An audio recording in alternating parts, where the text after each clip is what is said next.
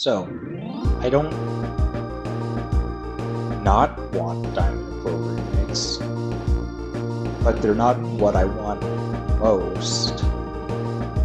So how do I really explain this? I can explain it normally, or I could use a dead meme. And being here, I feel like, yeah, this audience wants a dead meme.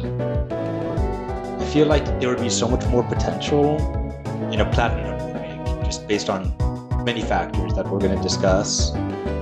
So, I have two major discussions. It's that the benefits of one version for the series as a whole, and another one for why a remake specifically would benefit from just being Platinum.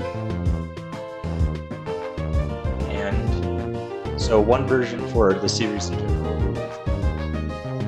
My first thing to look at is, why are there two in the first place? The main reason I've seen people give is that it encourages trading. Which, yeah, it kind of does, but you only really will trade version exclusives once, and honestly, trading the version box legendaries is just kind of awkward, because like, especially if you want to keep them both, because then chances are you're gonna have to beat the game twice to either by buying both versions, which is probably another reason why they make two versions, or by playing through it twice, like storing all of the extras, having a friend hold on to them for you. By extras, I mean your Pokemon from the first game, save file, where nowadays, obviously, you mean Pokemon Home. But the thing is, I don't really think that they need version exclusives to encourage trade.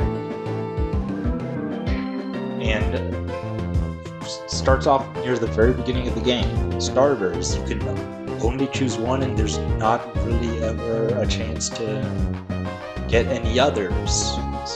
So this already is basically trading on the level of version exclusives. Sure, you do kind of have to breed to do this trading, but people who are willing to collect version exclusives are probably deep enough to be able to use the breeding feature. And maybe they could even add on to this by adding more you can only choose one situations in the game. Not too many, of course. Yet the big issue is that those choices have to be breedable, because the DLC did a lot of these choices where, hey, you could get either one, but only that one.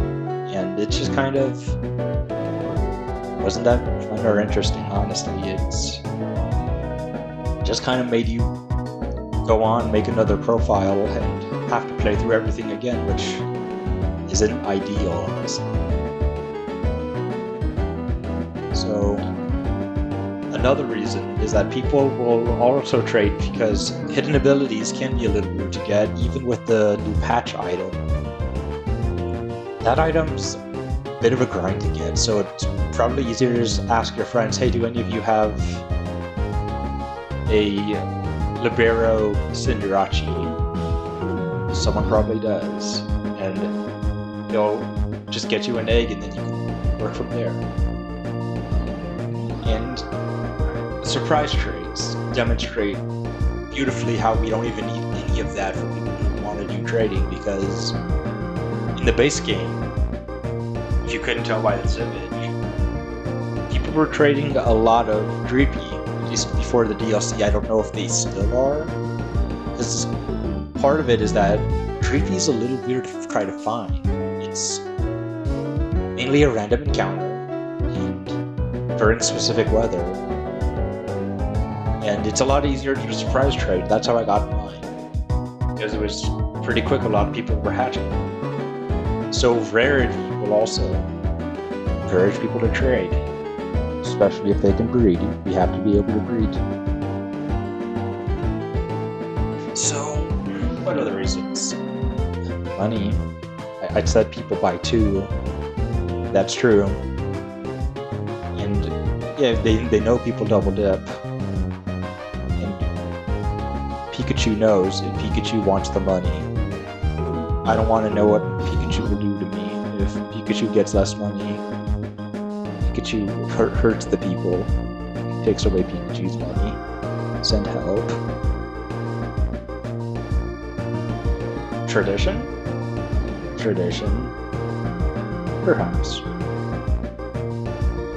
But let's talk about remakes, because that's the bulk of the discussion. We're mainly talking about Gen 3 and Gen 2's remakes, because they kind of have some very different points in how they were received that are pretty interesting and really apply to Emerald and Crystal respectively, in the order that they're on screen, not in the order that they happened.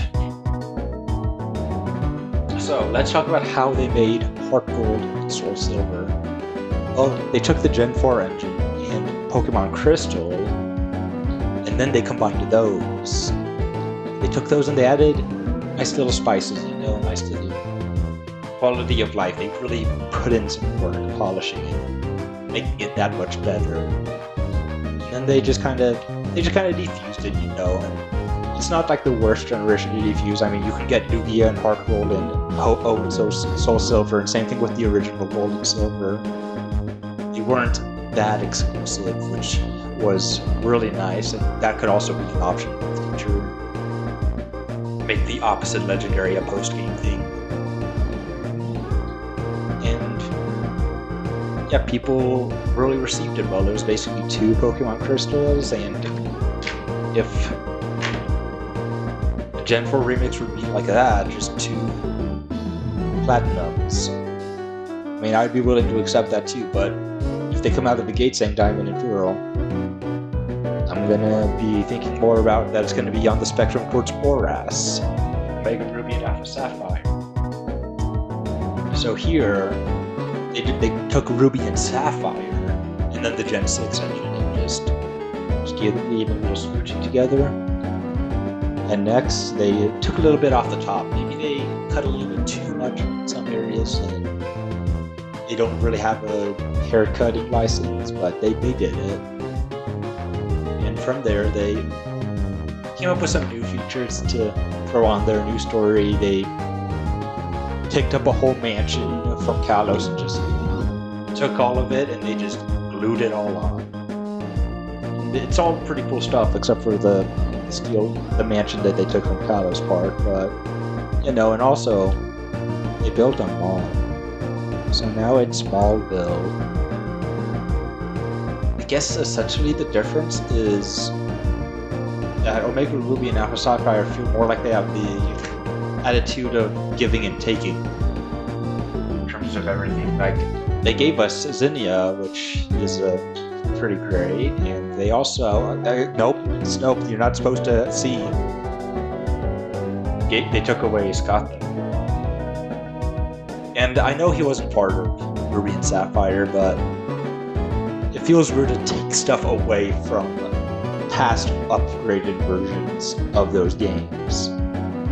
So in a way, it's kind of more of a side creed, and I don't really blame people for preferring to go back to Emerald. Let's just say. And this kind of brings up the point of going back to Gen 4, would a Platinum base for the remake guarantee it being good? Well, no, not really. I mean, it would be a good start, but you don't know where they're gonna cut corners and such. They could completely butcher it while it's being a Platinum remake. But it's starting higher. Like I don't know if I've said before, I'm doing multiple takes on some of these. But I really do like Omega Ruby and Alpha Sapphire, but I could talk about their shortcomings also. I do hope that those shortcomings aren't much of an issue. So here's kind of how I see the potential of how the remakes could be executed. At the bottom is Diamond and Pearl Remakes as solely Diamond and Pearl Remakes, nothing from Platinum. Diamond and Pearl Remakes with Platinum additions is the next highest potential. And then I feel like just giving us Platinum is the highest potential. It has better encounters and such. It's a better base to learn off of. And in conclusion, if a Gen 4 remake comes out and we get to Jubilife City and Booker is not there, first we cry, then we riot. And yep, thank you for coming and listening, and until next time, see ya.